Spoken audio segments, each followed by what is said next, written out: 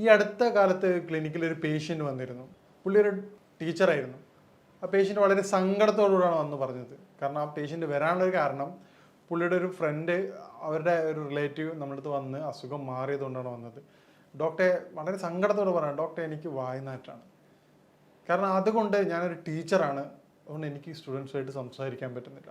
Staff റൂമിൽ ഇരുന്ന് കാര്യങ്ങൾ സംസാരിക്കാൻ പേടിയാണ്, ഇല്ലെങ്കിൽ ആൾക്കാരായിട്ട് കമ്മ്യൂണിക്കേറ്റ് ചെയ്യാൻ വളരെ ബുദ്ധിമുട്ടാണ്. ഡോക്ടർ, ഞാൻ എല്ലാ മൗത്ത് വാഷും എല്ലാ സാധനങ്ങളും റെഗുലറായിട്ട് ഉപയോഗിക്കുന്നതാണ്, വളരെ കൃത്യമായിട്ട് ഹൈജീനിക്കായിട്ട് പോകുന്ന ഒരു വ്യക്തിയാണ്, യാതൊരുവിധ ദുശീലങ്ങളില്ലാത്തൊരു വ്യക്തിയാണ്. എന്നിട്ടും ബ്രഷ് ഡെയിലി ഞാൻ ഫുഡ് കഴിച്ചാലും, ഇപ്പം സ്കൂളിൽ പോലും ബ്രഷ് കൊണ്ടാണ് പോകാറുള്ളത്, എന്നിട്ട് പോലും എനിക്ക് വായ്നാറ്റം വരികയാണ്. എന്താണ് ഡോക്ടർ അതിൻ്റെ കാരണം? ഞാൻ ആ പുള്ളിയോട് പറഞ്ഞു, ഇതിൻ്റെ വായ്നാറ്റത്തിൻ്റെ യഥാർത്ഥ കാരണം വരുന്നത് കേവലം വായിൽ നിന്നല്ല, അത് വയറുമായിട്ട് ബന്ധപ്പെട്ട ഒരുപാട് കാരണങ്ങളുണ്ട്. അതിൽ ഏറ്റവും പ്രധാനപ്പെട്ടത് വയറുമായി ബന്ധപ്പെട്ടതാണ് അതിൻ്റെ കാരണം. അപ്പോൾ ആ രൂപത്തിൽ വ്യക്തിയെ ട്രീറ്റ് ചെയ്യും, വളരെ എളുപ്പം തന്നെ പൂർണ്ണമായിട്ട് നമുക്ക് മാറ്റിയെടുക്കാൻ പറ്റും. ഞാൻ ഡോക്ടർ സയ്യിദ് മുഹസിൻ.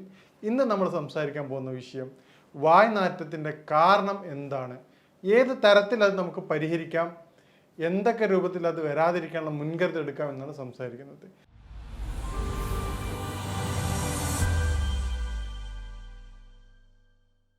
വായ്നാറ്റത്തിൻ്റെ ഏറ്റവും പ്രധാനപ്പെട്ട കാരണം കൃത്യമായ രൂപത്തിലുള്ള ദഹനക്കുറവാണ്. ദഹനക്കുറവ് കാരണം വായ്നാറ്റുള്ള വ്യക്തികളെ നമ്മൾ പരിശോധിക്കുകയാണെങ്കിൽ 90% രോഗികളും അവർ കഫവുമായി ബന്ധപ്പെട്ട രോഗികളായിരിക്കും. അവർക്ക് കഫത്തിൻ്റെ ബുദ്ധിമുട്ട് ഉണ്ടാവാറുണ്ട്. കഫത്തിൻ്റെ വർധനവ് ശരീരത്തിൽ ദഹന പ്രക്രിയ അത് വളരെയധികം വീക്കാക്കും.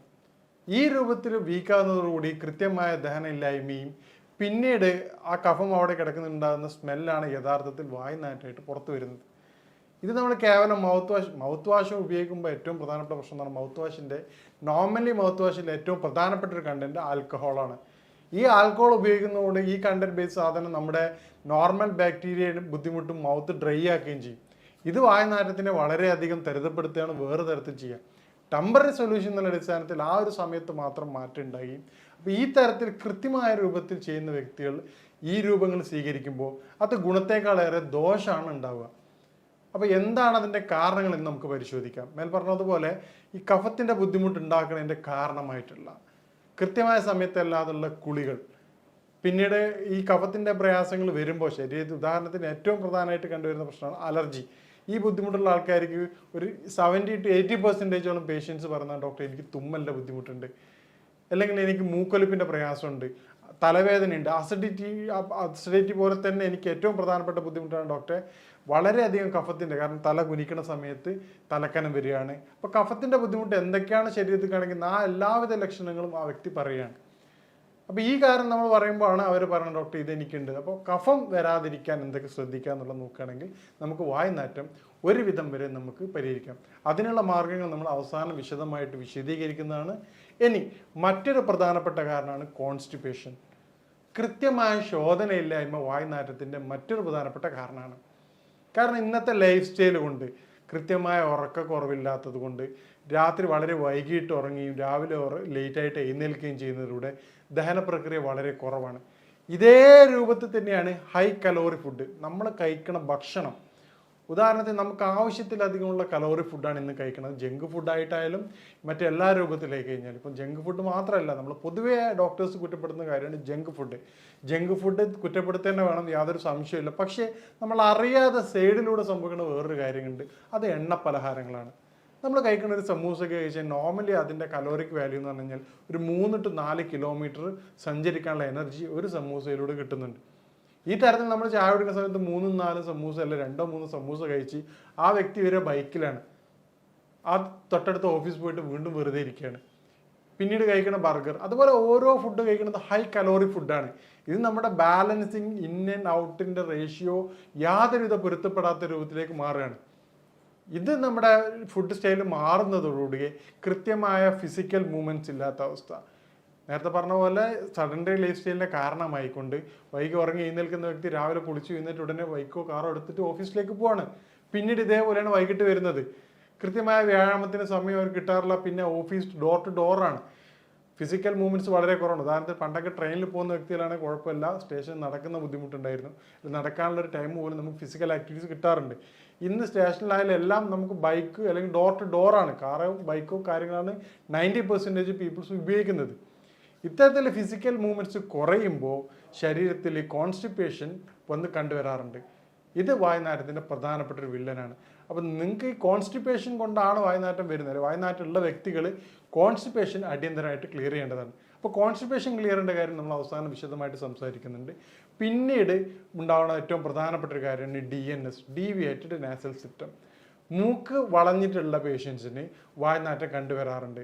തുടർച്ചയായിട്ടുള്ള സൈനസൈറ്റിസ്, നേരത്തെ പറഞ്ഞ കഫത്തിൻ്റെ ബുദ്ധിമുട്ടുണ്ടാവണം, സൈനസൈറ്റിസ് ഉള്ള ബുദ്ധിമുട്ടുള്ള സൈനസ് ഇൻഫ്ലമേഷൻ ഉള്ള പേഷ്യൻസിന് ഈ പറഞ്ഞ വായുനാറ്റം വളരെ കോമൺ ആയിട്ട് കണ്ടുവരാറുണ്ട്. ഈ പറയുന്ന കാരണങ്ങളുള്ള വ്യക്തികൾ അതാത് കാരണങ്ങൾ ക്ലിയർ ചെയ്യാത്തിടത്തോളം കാലം നിങ്ങളെ ഈ അസുഖം നമുക്ക് പൂർണ്ണമായിട്ടും മാറ്റിയെടുക്കാൻ പറ്റാറില്ല. അതുകൊണ്ടാണ് പറഞ്ഞത്, ആ വന്ന പേഷ്യൻസിൻ്റെ തൊട്ട് മുമ്പ് അവർ റെഫർ ചെയ്ത പേഷ്യൻസിൻ്റെ അസുഖം വയറിൻ്റെ ബുദ്ധിമുട്ടായിരുന്നു. പക്ഷേ ഈ പറഞ്ഞ ടീച്ചറുടെ ബുദ്ധിമുട്ട് എന്താണെന്ന് കഫത്തിൻ്റെ ബുദ്ധിമുട്ടായിരുന്നു. അതുകൊണ്ടാണ് ഓരോ വ്യക്തികൾക്കും വ്യത്യസ്ത തരത്തിലാണ് അതിൻ്റെ രോഗകാരണം ഉണ്ടാകുന്നത്. ഈ രോഗകാരണങ്ങൾ മനസ്സിലാക്കാതെ നമ്മൾ ട്രീറ്റ് ചെയ്യുകയാണെങ്കിൽ അത് പൂർണ്ണാർത്ഥത്തിലുള്ള ട്രീറ്റ്മെൻ്റ് ആകില്ല. പിന്നീട് വരുന്ന കാര്യമാണ് സ്മോക്കിംഗ്. സ്മോക്കിങ് വായുനാറ്റത്തിൻ്റെ ഒരു പ്രധാനപ്പെട്ട ഘടകമാണ്. കാരണം അത് കൃത്യമായിട്ടുള്ള ഗ്യാസ്ട്രിക് പ്രോബ്ലം ക്രിയേറ്റ് ചെയ്യും. അത് പിന്നീട് ഇൻഡൈജഷനിലേക്ക് മാറുകയും ചെയ്യാറുണ്ട്. പിന്നീട് വരുന്നൊരു കാരണമാണ് സ്നീസിങ്, അലർജി, തുമ്മൽ. തുമ്മൽ നേരത്തെ പറഞ്ഞ പോലെ എന്തുകൊണ്ടാണെന്ന് വായുനാറ്റത്തെ കാരണം എന്ന് പറഞ്ഞാൽ തുമ്മലുള്ള വ്യക്തികൾക്ക് കഫം വർദ്ധിക്കുകയും പിന്നീട് അത് ബോഡിയിൽ ദഹന സംവിധാനം കുറയ്ക്കുകയാണ് ചെയ്യാറുള്ളത്. നേരത്തെ പറഞ്ഞാൽ പിന്നീടുള്ള കുറേ കാര്യങ്ങളാണ് നമ്മുടെ സഡൻഡറി ലൈഫ് സ്റ്റൈൽ മാറ്റുകയാണെങ്കിൽ നമുക്ക് വായുനാറ്റം ഒരു പരിധി വരെ തടയാവുന്നതാണ്. സഡൻഡറി ലൈഫ് സ്റ്റൈൽ ഏറ്റവും പ്രധാനമാണ്. ഫുഡും കൂടെ അതിൻ്റെ ഭാഗമാണ്. കാരണം നമ്മൾ ഹെവി ഫുഡ് കഴിക്കുകയും രാത്രി കാലങ്ങളിൽ നമുക്ക് ഈ പറഞ്ഞതുപോലെ സലാഡ് ഐറ്റംസ് കഴിച്ചിട്ടില്ലെങ്കിൽ അത് പിന്നീട് കോൺസ്റ്റിപ്പേഷൻ കാര്യങ്ങളും മാറാറുണ്ട്. അതും വായുനാറ്റത്തിൻ്റെ പ്രധാനപ്പെട്ട ഒരു കാരണമാണ്. ഇനി വായുനാറ്റം എന്താണെന്നും എന്താണ് അതിൻ്റെ പ്രതിവിധികളെന്നും നമുക്ക് പരിശോധിക്കാം. ഈ കോൺസ്റ്റിപ്പേഷൻ പോലെ തന്നെ കഴിഞ്ഞിട്ടുള്ള പിന്നീടുള്ള പ്രധാനപ്പെട്ട ഒരു അസുഖമാണ്, അത് പൊതുവെ സ്ത്രീകളിലാണ് കണ്ടുവരാറുള്ളത്, വെള്ളപ്പൊക്ക്, വൈറ്റ് ഡിസ്ചാർജ്. ഈ വൈറ്റ് ഡിസ്ചാർജ് ഉള്ള വ്യക്തികൾക്ക് പ്രധാനമായിട്ടും ശരീരത്തിന് ചൂട് കൂടുതലായിട്ട് അനുഭവപ്പെടാറുണ്ട്. ഈ ചൂട് അനുഭവപ്പെടുമ്പോൾ അത് ശരീരത്തിൻ്റെ ദഹന പ്രക്രിയ വളരെയധികം വീക്കാക്കാറുണ്ട്. ഇതാണ് ഇൻഡൈജഷനായിട്ട് മാറുകയും പിന്നീട് വായുനാറ്റം. ചില പേഷ്യൻസ് പറയാറുണ്ട്, ഡോക്ടറെ സങ്കടത്തോടുകൂടെ പറയാം, ഡോക്ടറെ എൻ്റെ മകളും പിന്നെ ഭർത്താവൊന്നും എന്നോട് ഈ പ്രശ്നം പറഞ്ഞിട്ടുണ്ടായിരുന്നില്ല, എൻ്റെ കൂടെ ജോലി ചെയ്യുന്നവരാണ് ഈ പ്രയാസം പറഞ്ഞത്. അപ്പോൾ എനിക്ക് പറയാനുള്ളത്, നിങ്ങളുടെ വീട്ടിലുള്ള ആൾക്കാർ പറഞ്ഞ് സപ്പോർട്ട് ചെയ്യേണ്ടതാണ്. കാരണം പുറത്തുനിന്നുള്ളൊരു വ്യക്തിയെ പറഞ്ഞ് അറിയിക്കുമ്പോൾ അവർക്ക് വളരെയധികം പ്രയാസം ഉണ്ടാവാറുണ്ട്. മേൽപ്പറഞ്ഞ കാരണങ്ങൾ നമ്മൾ പരിശോധിക്കുകയാണെങ്കിൽ നമുക്ക് വായുനാറ്റം എന്നുള്ള കാര്യം നമുക്ക് പൂർണ്ണമായിട്ടും മാറ്റിയെടുക്കാവുന്നതാണ്. ഇനി എങ്ങനെ നമുക്ക് വായുനാറ്റങ്ങൾ നേരിടാം എന്നുള്ളതാണ്. വായുനാറ്റത്തിൻ്റെ ഏറ്റവും പ്രതിവിധിയായിട്ട് പറഞ്ഞത് കാരണങ്ങൾ അറിഞ്ഞു. ഉദാഹരണത്തിന് ഇപ്പം വ്യത്യസ്തമായ രൂപത്തിലാണ് അതിൻ്റെ എഫക്റ്റ് ചെയ്യണത്. നേരത്തെ പറഞ്ഞ ഏറ്റവും പ്രധാനമായിട്ട് കാരണം കഫത്തിൻ്റെ ബുദ്ധിമുട്ടാണ്. ശരീരത്തിൽ കഫത്തിൻ്റെ പ്രയാസമുള്ള വ്യക്തികൾ, ഓരോ വ്യക്തികൾക്കും നേരത്തെ പറഞ്ഞ കാരണം കൃത്യമായിട്ട് നിങ്ങൾ ഐഡൻറ്റിഫൈ ചെയ്യേണ്ടതാണ്. എന്നാൽ മാത്രമേ ഇത് നമുക്ക് പൂർണ്ണമായിട്ട് പരിഹാരം ലഭിക്കുകയുള്ളൂ. അപ്പോൾ കഫത്തിൻ്റെ ബുദ്ധിമുട്ടുള്ള പേഷ്യൻ്റ് ആണെങ്കിൽ അവർ കൃത്യമായിട്ട് ചെയ്യേണ്ടത്, രാവിലെ വെറും വയറ്റിൽ 1/2 ടീസ്പൂൺ തേനിനകത്ത് ഒരു 1 ഗ്രാം ചുക്ക് നിർബന്ധമായിട്ട് കഴിക്കേണ്ടതാണ്. അതുപോലെ തന്നെ പിന്നെ നമ്മുടെ കുളിയുടെ സമയം കൃത്യമായിട്ട് പരിശോധിക്കേണ്ടതാണ്. 11 മണിക്ക് ശേഷം തല കുളിക്കാതിരിക്കാൻ പ്രത്യേകം ശ്രദ്ധിക്കണം. ഈ 2 കാര്യങ്ങൾ ചെയ്യുന്നതിലൂടെ കഫത്തിൻ്റെ ബുദ്ധിമുട്ടുള്ള വ്യക്തികളുടെ പ്രയാസങ്ങൾ നമുക്ക് ഒരു പരിധി വരെ തടയാൻ സഹായിക്കാറുണ്ട്. ഇതുപോലെ തന്നെ അവർ ഉപയോഗിക്കുന്ന വെളിച്ചെണ്ണ, ഏത് ഹെയർ ഓയിൽ ഉപയോഗിക്കുകയാണെങ്കിലും അതിൽ 1-2 വെളിച്ചെണ്ണയിൽ 1-2 കുരുമുളക് കൂടി ഇട്ടതിന് ശേഷം ഉപയോഗിക്കുകയാണെങ്കിൽ അത് കഫത്തിൻ്റെ ഇറക്കം വളരെ ഫലപ്രദമായിട്ട് തടയാൻ സഹായിക്കുന്നതായിട്ട് കണ്ടുവരാറുണ്ട്. പിന്നീട് നമ്മൾ കോൺസ്റ്റിപ്പേഷനുള്ള പേഷ്യൻസിനാണെങ്കിൽ രാത്രി നിർബന്ധമായിട്ടും നിങ്ങൾ സലാഡ് ഉപയോഗിക്കേണ്ടതാണ്. അതുപോലെ തന്നെ നിങ്ങൾ സലാഡിൻ്റെ ഒപ്പം തന്നെ കക്കരി, പപ്പായ എന്നീ ഫ്രൂട്ട്സുകൾ ഉപയോഗിക്കുക. ഒരു വ്യക്തിക്ക് എന്ത് ഭക്ഷണം കഴിച്ചാലാണോ ദഹനത്തിന് സഹായിക്കുന്നത് ആ ഭക്ഷണ സാധനങ്ങൾ നിർബന്ധമായി ഉൾപ്പെടുത്തേണ്ടതാണ്. എല്ലാ വ്യക്തികളും നിർബന്ധമായിട്ടും 1/2 മണിക്കൂറെങ്കിലും ഫിസിക്കൽ മൂവ്മെൻറ്റ്സ് നിർബന്ധമായിട്ട് ചെയ്യേണ്ടതാണ്. കാരണം ഫിസിക്കൽ മൂവ്മെൻറ്റ് ശരീരത്തിൻ്റെ വളരെയധികം അത്യാവശ്യമായിട്ടുള്ള ഘടകമാണ്. ഇന്നത്തെ എല്ലാ ലൈഫ് സ്റ്റൈൽ ഡിസോർഡേഴ്സിൻ്റെയും അടിസ്ഥാന കാരണം ഫിസിക്കൽ മൂവ്മെൻറ്റ്സിൻ്റെ കുറവാണ്. പിന്നീട് നമുക്ക് ചെയ്യാൻ പറ്റുന്ന കാര്യമാണ് നേരത്തെ പറഞ്ഞ പോലെ വൈറ്റ് ഡിസ്ചാർജ് ഉള്ള സ്ത്രീകളിൽ, വയറിന് ബുദ്ധിമുട്ടുള്ള സ്ത്രീകളിൽ നമുക്ക് ചെയ്യാൻ പറ്റുന്ന കാര്യമാണ് തേൻ നെല്ലിക്ക. വയറിൽ ചൂട് കുറച്ച് തണുപ്പാക്കി മരുന്ന്, തൈര് ധാരാളം ഉപയോഗിക്കാവുന്നതാണ്. അതുപോലെ തന്നെ ജീരകത്തിൻ്റെ വെള്ളം, ഉച്ചയ്ക്ക് ഭക്ഷണം കൊണ്ടുപോകുന്നൊപ്പം തന്നെ ജീരകത്തിൻ്റെ വെള്ളം കൊണ്ടുപോവുകയാണെങ്കിൽ അത് ഡൈജഷൻ വളരെ സുഗമമാക്കി അത് വായുനാറ്റത്തെ കുറച്ച് കണ്ടുവരാറുണ്ട്. ഇതുപോലെ നമുക്ക് സിമ്പിളായിട്ട് നാച്ചുറൽ മൗത്ത് വാഷായിട്ട് ഉപയോഗിക്കാൻ പറ്റുന്ന സാധനമാണ്. പിന്നെ ഇലാച്ചി, ഏലക്കായ 1-2 എടുത്തിട്ട് പ്രത്യേകം ശ്രദ്ധിക്കുക, പെപ്റ്റിസൈഡ് ഉപയോഗിച്ചതാണ് മാർക്കറ്റിൽ അവൈലബിൾ. അതുകൊണ്ട് അതിൻ്റെ പുറം ഭാഗം ഒഴിവാക്കിക്കൊണ്ട് കുരുക്കൾ മാത്രം ചവച്ചെടുക്കുന്നത് വളരെയധികം ഫലപ്രദമായിട്ട് കണ്ടുവരാറുണ്ട്. പണ്ട് കാലങ്ങളിൽ ആൾക്കാർ ഇരട്ടി മധുരം, ഒരു ചെറിയൊരു കഷ്ണം ഇരട്ടി മധുരം എടുത്തിട്ട് ഒരു ചെറിയൊരു പീസ് എടുത്ത് ഇടയ്ക്ക് വായിൽ വെച്ച് ചവക്കുന്നത് കഫത്തിൻ്റെ ബുദ്ധിമുട്ട് കുറയ്ക്കാൻ വളരെയധികം സഹായിക്കാറുണ്ട്. ഈ തരത്തിലൂടെ കൺട്രോൾ ചെയ്യുകയാണെങ്കിൽ നമുക്ക് വായ്നാറ്റം എന്നുള്ളത് വളരെ എളുപ്പം തന്നെ പൂർണ്ണമായിട്ട് മാറ്റിയെടുക്കാവുന്നതാണ്. ഇനി വായ്നാറ്റം നേരത്തെ പറഞ്ഞതുപോലെ നമ്മുടെ പേഷ്യൻസിന് മാറുന്നതിൻ്റെ കാരണം അവരുടെ യഥാർത്ഥ കാരണം കണ്ടെത്തുന്നതിലൂടെയാണ്. മേൽപ്പറഞ്ഞ കാരണങ്ങളിലൂടെ നമുക്ക് വായ്നാറ്റത്തിൻ്റെ കാരണം മനസ്സിലാക്കിക്കൊണ്ടാണ് നമ്മുടെ ക്ലിനിക്കുകളിൽ രോഗികളെ പരിശോധിച്ച് കൃത്യമായ ചികിത്സ കൊടുക്കുന്നത്.